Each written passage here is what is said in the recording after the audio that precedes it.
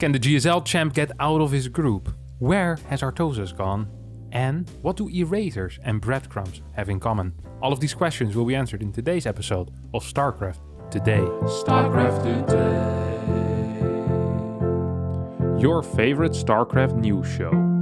Last Monday, GSL Season 3 kicked off, and for the first time in a long time, there was no Artosis on the caster desk. As Artosis moved to Canada, he will not be casting any of the GSL Season 3 from the studio, which is located in South Korea and rather far away from Canada.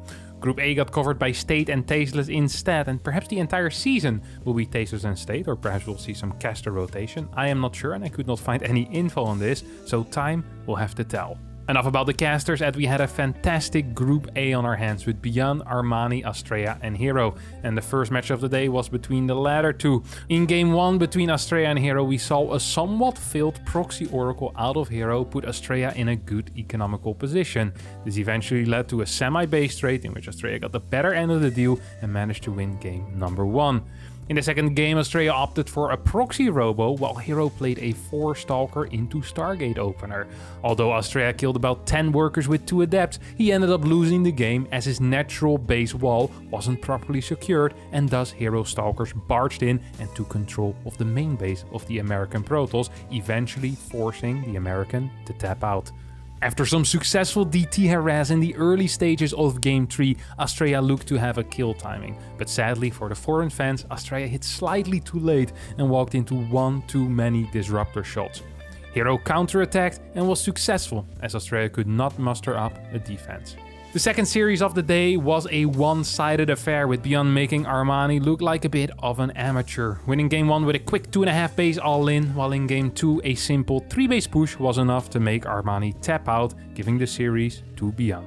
This set up the winner series between Beyond and Hero, and in Game 1 we saw Hero practically win the game with a proxy gate. Despite his terrible position, Beyond still tried to stabilize, but eventually died when Hero maxed out and A-moved. Honestly, the most exciting part of this game was the 3-minute pause that Hero requested, because there was something wrong with his setup. The second game wasn't much better, as Beyond messed up the Hellion micro with his 1 base all-in, allowing Hero to defend without taking too much damage, and then winning the game with the Phoenix counterattack and advancing out of the group in first place, only dropping a single map.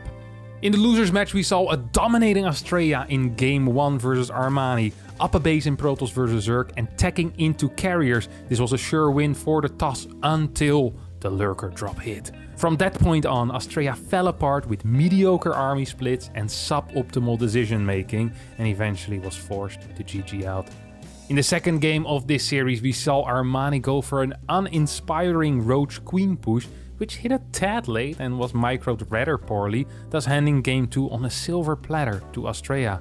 With a 1-1 score, the third game of the series was another all-in. This time, however, a bit faster, as it involved pulling drones from the natural base to bust through the wall of Astraea. The American PROTOSS player was not quite ready for it, and without a full wall or a Stargate unit, there was no way to hold. GG got called, Astraea got knocked out, and Armani went on to the Deciders match. And in the Deciders match, it was a one-sided affair once more. Beyond winning Game 1 of the series with the exact same build order on the exact same map, while Armani attempted the exact same mediocre response, Ling Bane Muda, which once again failed.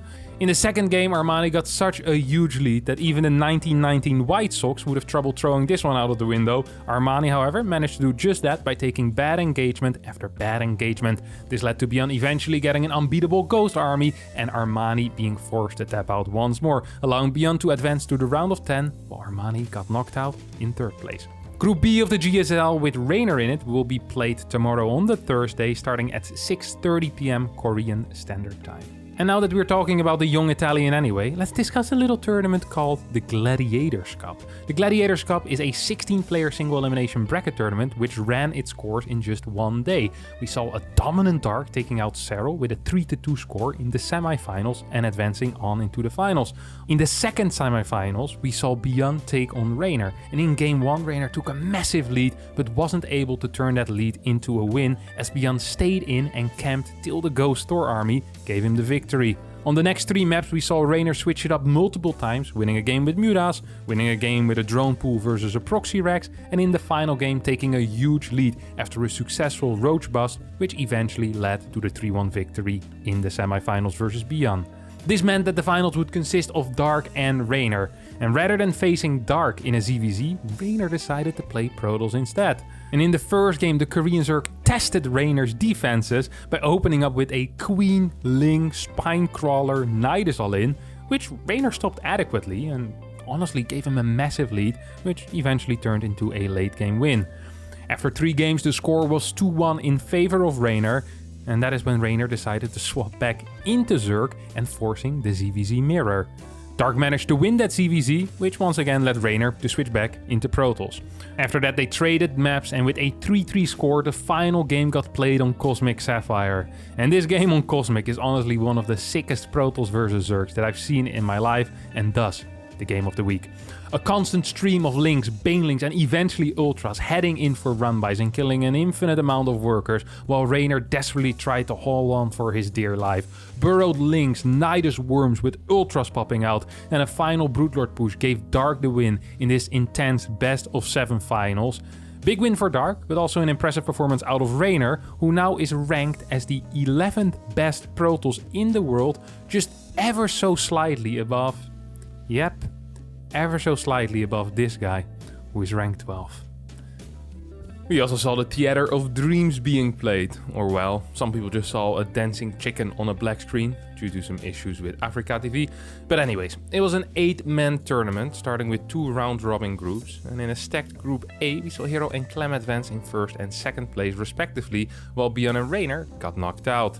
In Group B, Serral dominated without losing a single map, and MaxPax advanced in 2nd place with a 1-2 due to having a better map score than both Cure and Solar. This led to a MaxPax vs Hero semifinals in which MaxPax showed once again that he is the best PROTOSS vs PROTOSS player in the world, as he quite easily dismantled Hero with a 3-1 score. In the 2nd semifinal, Serral destroyed Clem, similar to like he did at Home Story Cup, with a 3-0. This meant that we would have a PROTOSS vs Zerg finals with MaxPax and Serral, in which Serral was just a little bit too strong. MaxPax only managed to take 1 map as Serral won the tournament 4-1, taking home $2,300 and another trophy. Not bad for the weekends of work. As always, we also had 3 ESL Open Cups. No dancing chickens, but we did get a different champion in the ESL Open Cup Korea. Beyond got knocked out by Gumiho, which meant that Beyond's 3-week streak got broken. Gumiho finished the job as he took out Solar 3-1 in the finals, winning the ESL Open Cup Korea. Over in Europe, we saw another Terran champion as Hero Marie managed to take out MaxPax 3-1 in the finals, finishing Game 4 with a powerful tank push. The North American Cup was a Terran-less final, as it had Trigger and Solar. For a while it looked like Trigger would win, even taking a 2-1 lead in the series, but Solar came back in the series and won in style with a 2-base Baneling bust in game number 5. That's going to be it for me today, but not before we take a look at this week's clip of the week, which, if you're a PROTOSS player, you might want to close your eyes a little bit.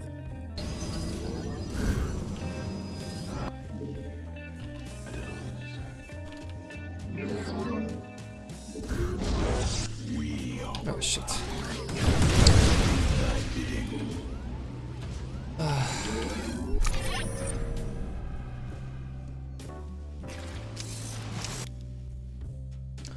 Oh man, I paid attention like 2 seconds too late. I absolutely love that clip. You can see that this has happened before in the past. He's really done with it. He can't even be bothered to scream or get angry anymore. He's okay with it. He accepted his fate. I feel bad for you, Showtime, and I share the feelings. Alright, that truly is going to be it for me this week. Thanks all so much for watching. Oh, but not before we figure out what do an eraser and breadcrumbs have in common? Well, let me tell you. Until the 1770s, humanity's preferred way of erasing pencil writing relied on bread that had been decrusted, moistened, and balled up. While these erasers were cheap, they had a disadvantage. They were made of bread and would mold and rot. Edward Nairn, who is generally credited with developing and marketing the first rubber eraser in Europe, claimed to have come upon his invention accidentally. He picked up a piece of rubber instead of breadcrumbs and used it as an eraser, realizing that rubber had some powerful erasing abilities. And that is what bread and, well, rubber erasers have in common, is they're capable of erasing things. Very cool little fact that you can bring up the next birthday that you have. Isn't that great? Thanks everyone for watching, as this truly is the end of today's StarCraft Today episode. I hope you had a great time. I for sure did. And I hope to see you all next time for new videos. Thank you, and bye bye.